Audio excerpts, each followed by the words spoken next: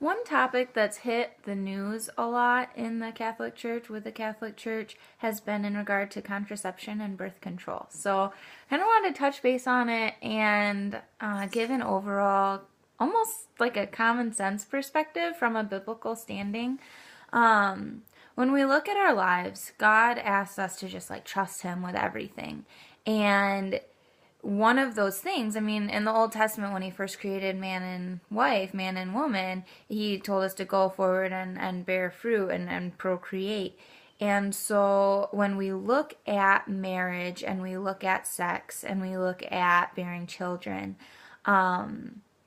in Ecclesiastes 3, it talks about how life has seasons. There's a time for everything and a season for everything. Right now in Michigan, it started snowing and it's winter. So this season has now started. And the same thing goes in life. Like, God has an exact plan, and some people are unable to have kids. And so when we look at birth control, that is us making the determination that we're not going to have kids. Whereas if God doesn't have it in His plan for us to have children, then we simply would not have children. The church teaches on natural family planning, which is basically where you monitor the woman's cycle, and there's a time in the month where you're less apt to get pregnant. And so there are certain days of the month that you do not have sex. And it takes a level of self-control, and it takes a level of that love that we're supposed to develop for our spouse, and have that control and be able to say no on these certain things, and do that discipline in love. And so for me, it's difficult because, I mean, I'm not married. I don't have kids.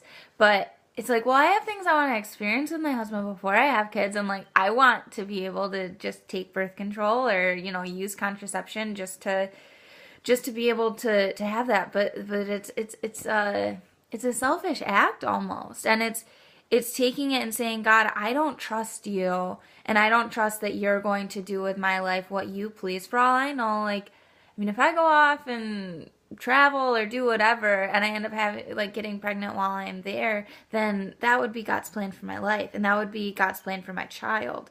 And entrusting that to Him and having faith in Him that if I am doing what He's calling me to do, that everything's going to happen in accordance to His will. And there's a level of dependency, and there's a level of just trust that comes with that to God, and actually surrendering the fullness of life. And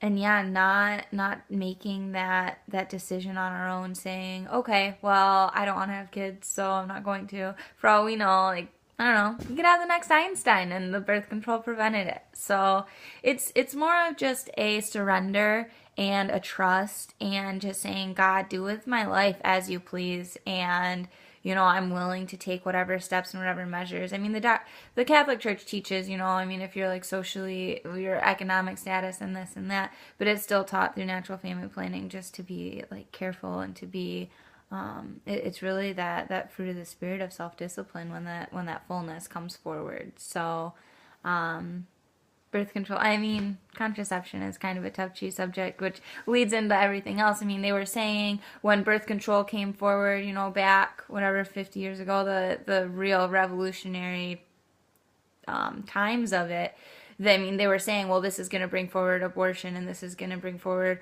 all these other things that are not holy and are not good. And that's exactly what it's done. That's what the church kind of foretold would happen. So, and here we are today. And when we think about the holy families that would be practicing the natural family planning, having the children that God is intending for, they would be being raised in a wholesome environment, which we need in this society. We need children being brought up grounded in God and grounded in the Spirit, and knowing that God is real, and that He does save and He does listen. And we don't have a whole lot of that right now, and we need to get back to that, and we need to really be the next generation that steps up and really puts forward our efforts to be able to have those children in that environment and in those homes. So that's on us to surrender our lives to God, and And I encourage anyone who is using birth control right now, I mean, just pray about it and see what God speaks to your heart and see what that modification would look like in moving forward with your family and with your spouse. So, all good things. I pray that everybody has a blessed Sunday, and we'll see you again next week. All right. Bye.